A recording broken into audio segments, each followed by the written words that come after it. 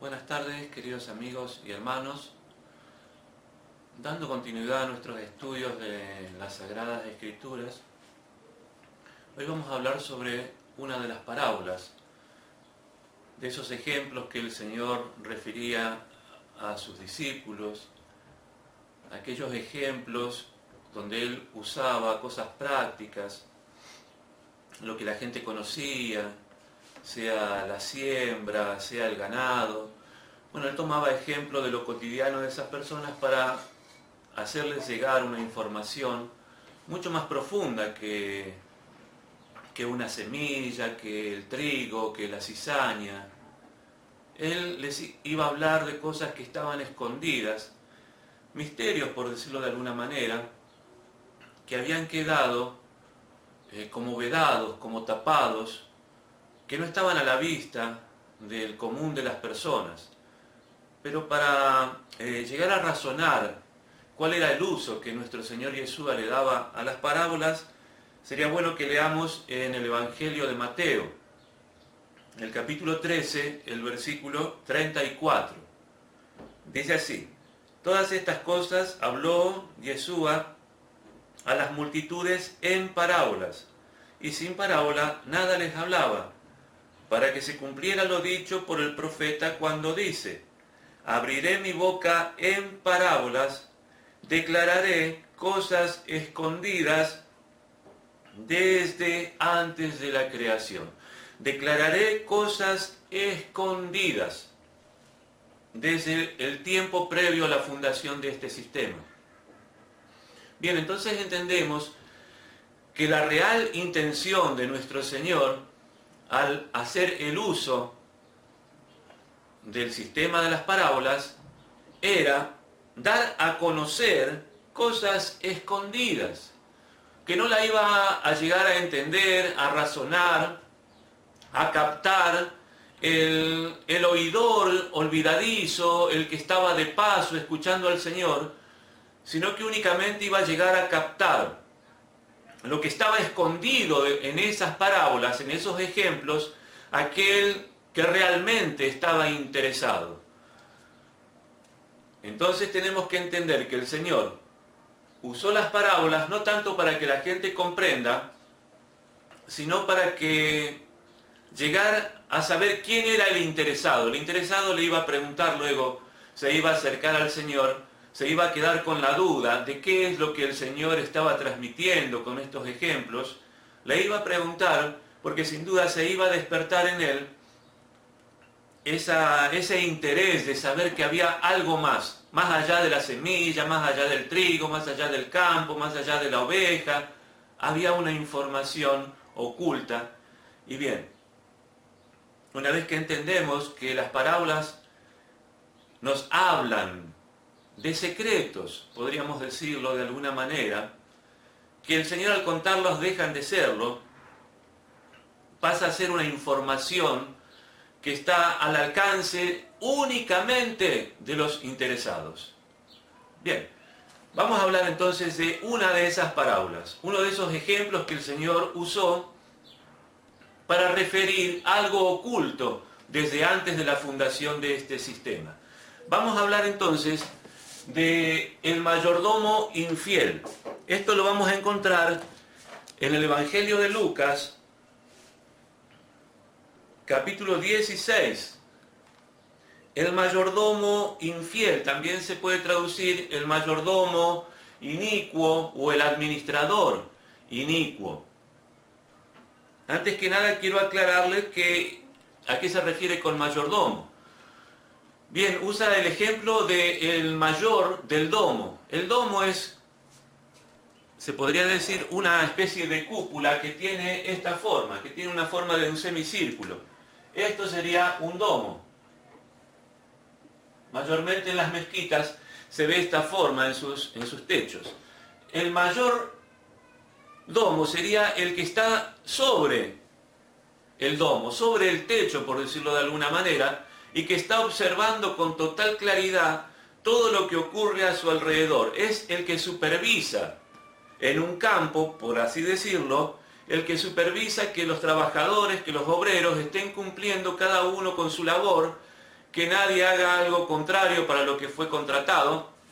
Es el que supervisa, es el que administra, es el ojo que está atento a todos los trabajadores con el interés, con la preocupación de que todos produzcan prosperidad, que produzcan ganancia para el dueño del campo, quien a su vez es su amo, es quien lo contrató al mayordomo. Entonces, mayordomo es alguien que se para en un lugar elevado y de allí observa a todos los que están por debajo de él, por decirlo de alguna manera, trabajando. Es un administrador, es quien supervisa.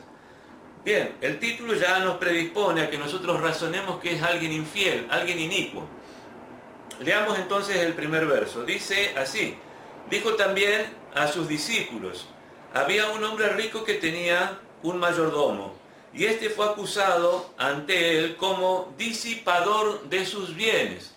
Bien, se le complicaban las cosas a este administrador, a este mayordomo. Dice que fue acusado ante el dueño de todas las cosas de disipar sus bienes. Bien, disipar es malgastar, es derrochar, hacer una mala administración, un mal uso. Si hubieran sido bienes propios, bueno, era cuestión de él. Pero él era un administrador, por lo tanto estaba dando un uso indebido a los bienes de su amo. A él se le había encargado la tarea de observar, de controlar, de administrar, para bien, para provecho de su amo. Él, por el contrario, no tiene en cuenta la confianza que el amo depositó en él, o hace un mal uso de esa confianza, y él empieza a disipar los bienes de su amo. Él empieza a hacer un mal uso de los bienes de su amo, que no eran propios, nunca fueron de él. Él era uno más de los contratados, pero su amo, su dueño, le tuvo confianza y lo puso en un cargo especial. Le dio una responsabilidad importantísima que no confió a otros. Pero esta persona entonces dice que hizo un mal uso de esa confianza depositada por su amo en él. Dice que fue acusado, entonces hubo quien vio que él estaba haciendo lo malo y lo acusó con su amo, el dueño de todas las cosas. Dice que entonces él le llamó y le dijo: ¿qué es esto que oigo acerca de ti? Da cuenta de tu mayordomía, porque ya no podrás ser más mayordomo. Le pide entonces que haga una rendición de las cuentas, que haga un balance, que presente los libros delante del dueño y le explique todos los números, todos los porcentajes, que se sienten juntos, que hagan las cuentas de todo, a ver si los números cerraban o no. Porque no iba a poder seguir desarrollando la función, porque el amo entendió que él había hecho un abuso de la confianza, disipando todos sus bienes. Dice entonces que el mayordomo dijo para sí, no lo dijo abiertamente, no lo dijo en voz audible, solamente lo pensó. ¿Qué haré? Porque mi amo me quita la mayordomía, o sea, no voy a poder seguir administrando los bienes de mi amo. Cavar no puedo, mendigar me da vergüenza. Una traducción más cercana sería: no voy a acabar, o sea, no voy a trabajar, no voy a ser un trabajador común, no voy a bajar de la jerarquía que tenía, o sea, no quiero cavar. Y donde dice no puedo mendigar, me da vergüenza, es no voy a mendigar porque eso es una vergüenza. Él no se iba a bajar de su posición. A él se le había contratado para ser mayordomo, el mayor del domo, el que controlaba, el que administraba los bienes de su amo. Bien, fue hallado falto en esta responsabilidad. Se le pidió que entonces cierre los números porque no iba a poder seguir desempeñando esta labor. Él se niega a bajarse de esta jerarquía y fíjense lo que hace. Ya sé lo que haré para que cuando se me quite de la mayordomía me reciban en sus casas, dicen. Y llamando a cada uno de los deudores de su amo, dijo al primero: ¿cuánto debes a mi amo? Él dijo 100 barriles de aceite, y le dijo: toma tu cuenta, siéntate pronto y escribe 50. Después dijo a otro: ¿y tú cuánto debes? Y él dijo 100 medidas de trigo. Él le dijo: toma tu cuenta y escribe 80. Hasta ahí vemos que había únicamente 2 deudores. O al menos hasta ahí el ejemplo que el Señor quiso dar. Dice que se acerca a este hombre con una intención de que acomodar las cosas, no para provecho, para beneficio de su amo, sino para que cuando las cosas se compliquen y le quiten la autoridad que tenía, las personas lo reciban en sus casas. Bien, dice que llama al primero de los deudores y le dice: ¿cuánto debes a mi amo? O sea, ¿cuánto tenías que entregarle a mi amo? Sobre la responsabilidad que se te había dado, sobre los materiales que tenías que rendir cuenta, ¿cuánto tenías que entregar al amo? Él dijo 100 barriles de aceite, y le dijo: anotá 50. Injusto, inicuo, lo seguía haciendo, pero ahora trataba de zafar de alguna manera, acomodándose con los que también debían. 100 barriles, acá entra como la simbología a tener un poquito de protagonismo en la historia. 100, el número 100 es importante en las escrituras, en la numerología hebrea, por decirlo de alguna manera. El número 100 podríamos llegar a entender que nos transmite la idea de los hijos del reino o los hijos de la promesa. Abraham tenía 100 años cuando tuvo a su hijo y lo llamó Isaac. Entonces podríamos asociarlo que el número 100 se refiere a los hijos de la promesa, a los hijos del reino. También nos habla de 3 dimensiones sobre los hijos, sobre el código genético hombre. Las 3 dimensiones serían los hombres que están en los cielos, los hombres que están en la tierra y los hombres que están debajo de la tierra. Nuestro Señor mismo dijo, o la Escritura misma, perdón, el apóstol Juan dice: delante de Él se doblará toda rodilla, de las que están en los cielos, de los que están en la tierra y los que están debajo de la tierra. Esas serían las 3 dimensiones. Entonces, ese número 100 que se usa aquí, ¿qué le debes al amo? ¿Qué le debes al dueño?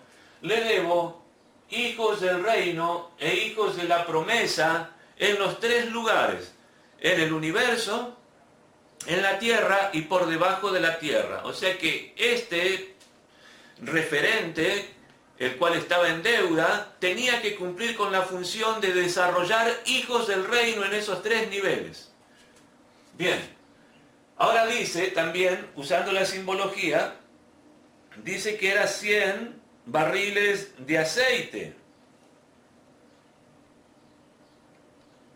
El aceite también tiene la simbología de la consagración, del autorizar a alguien para desarrollar un cargo importante. Para el caso, en el tema bíblico, únicamente se vertía el aceite de la unción sobre reyes, sobre sacerdotes y sobre profetas. Eso los autorizaba, los consagraba para desarrollar la función ya antes mencionada. Entonces el aceite es la consagración. Vamos uniendo. Hijos del reino, consagrados. Ahora, acá, esto es lo que debía la persona responsable. Esto es lo que tenía que producir. Esto es lo que tenía que dar de regreso al dueño de todas las cosas. Tenía que desarrollar hijos del reino consagrados. Bien, ahora, el mayordomo infiel le propone lo siguiente: no cumplas con esto que le debes al dueño de todas las cosas, sino hagamos lo siguiente: poné el número 50. Ya no 100, sino únicamente 50. Lo baja a la mitad. Si estamos hablando de personas, los deteriora de tal manera que los baja a la mitad de lo que la persona en realidad tendría que ser. Pero el número 50 habla de jubileo. El jubileo es un ciclo de tiempo. Según la terminología bíblica, se dividía la tierra en periodos o en ciclos de 50 años cada uno. A esos ciclos de tiempo se los llamaba jubileos, cada 50 años. Ahora, también el número 50 hace referencia a la serpiente. El número 50 también quiere decir serpiente. Ahora, si unimos jubileo, que es un ciclo, con serpiente, entenderíamos que la proposición del mayordomo infiel, del mayordomo inicuo, a este responsable de producir hijos del reino consagrados al dueño, la proposición era que él ahora comience un periodo de tiempo que esté sujeto a la serpiente. Y en la Biblia ya entendemos la serpiente antigua, lo dice muy claro, es Satanás, el adversario. Entonces, el primer deudor llega a un arreglo con el mayordomo infiel, que ya no tenía el apoyo del dueño de todas las cosas, para ya no producir hijos del reino consagrados, sino que ahora iba a producir el periodo de tiempo donde la serpiente iba a ser el protagonista de la historia. Bien, esto fue el primer deudor. Ahora tenemos que había un segundo. Bien, la Escritura entonces nos hace referencia a que hay un segundo deudor. Este mayordomo infiel se acerca a este segundo deudor en el capítulo 16, versículo 7, y le dice: ¿cuánto debes? Y él dijo: 100 medidas de trigo. Vemos que el número 100 sigue presente en el relato. Pero ahora cambia, ya no es aceite, sino que la deuda, o sea, la producción que debía, era de trigo. Dijimos entonces que el número 100 se refería a hijos del reino, a hijos de la promesa en tres niveles: cielo o universo, tierra y por debajo de la tierra. En algún momento hablaremos de los hombres debajo de la tierra. Hoy no es ese momento. El número 100 sigue presente en el segundo deudor. Él tenía que producir hijos del reino.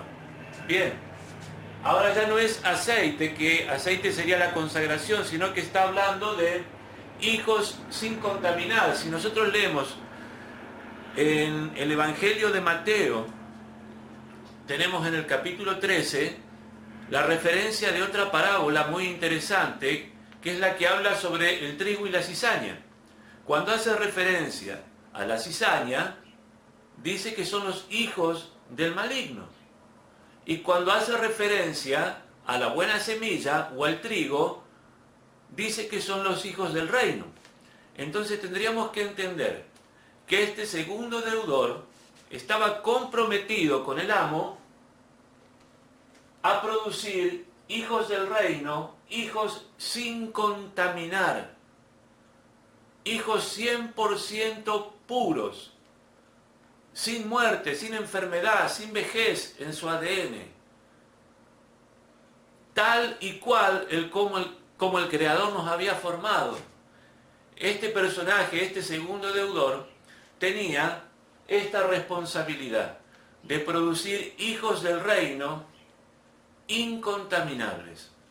Bien, Pero el mayordomo llega a un trato con él y le dice, no produzcas lo que te comprometiste con el amo, sino que en vez de producir hijos del reino, que sería el número 100, le pone el número 80.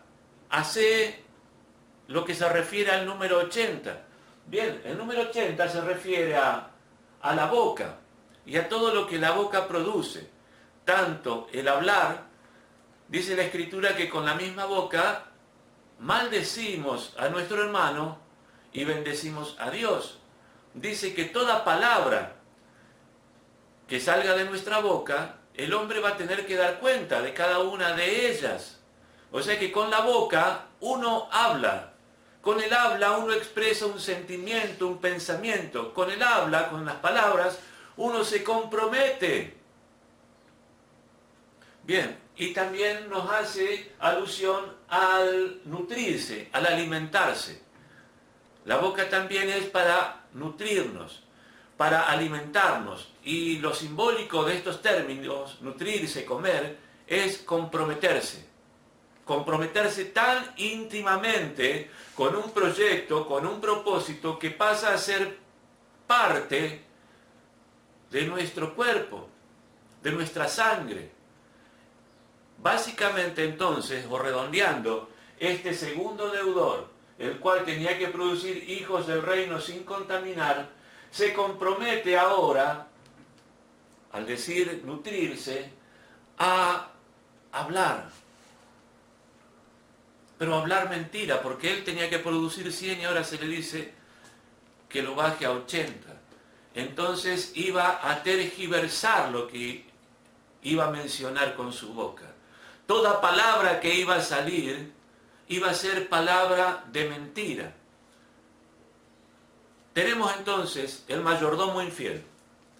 El mayordomo infiel a quien se le va a quitar la administración de los bienes del amo. Él hace un pacto, él hace un trato con dos deudores. Tengan en cuenta esto, qué curioso, qué interesante. Únicamente dos deudores. Tendríamos entonces la suma, un total de 3 personas que estarían en contra del amo. El mayordomo infiel, el primer deudor que tenía que producir hijos del reino consagrados, y él originó el ciclo o el tiempo o el periodo de tiempo de la serpiente, y el tercero en la escena, que sería quien iba a hablar mentiras con su boca. Podríamos asociarlo a esto, creo que no sería tan descabellada la idea, con la serpiente, con Satán, con el dragón y las dos bestias que mencionaría luego Apocalipsis capítulo 13. El dragón que da autoridad a una serpiente que da autoridad a una bestia que sube de la tierra.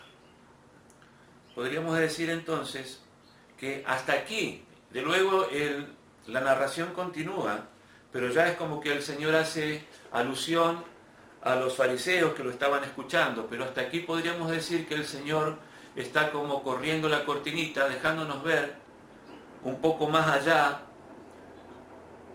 y nos ayuda a entender toda la simbología bíblica de alguien que es protagonista de defraudar al dueño de todas las cosas, alguien a quien se le encargó una tarea, una responsabilidad y él abusó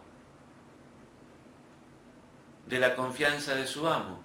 Él a su vez hace una contratación con dos deudores, quiere decir personas comprometidas a realizar una tarea específica. El convenio que él hace es que cambien ese propósito, que ya no produzcan lo que el amo esperaba de ellos, sino que tergiversen, que el resultado sea distinto, dar un periodo de tiempo donde se iba a manifestar sin ningún tipo de impedimentos la serpiente, y donde iba a estar representada por quienes iban a hablar, por quienes iban a comprometer a otros con una información totalmente contraria a lo que el Padre esperaba. Podríamos decir entonces que está Satán, el mayordomo infiel, que está la bestia que viene del mar, el primer deudor, y que está, o lo que se llamaría el anticristo, y que está el segundo deudor, que sería el falso profeta, a quien se le dio una boca que hable grandes cosas y que provoque a la gente a adorar la imagen de la primer bestia. Hay mucho más para desarrollar, pero es poco el tiempo que tenemos en este video. Continuaremos más adelante entonces con otras parábolas del Señor. Que el Padre diga bien de ustedes.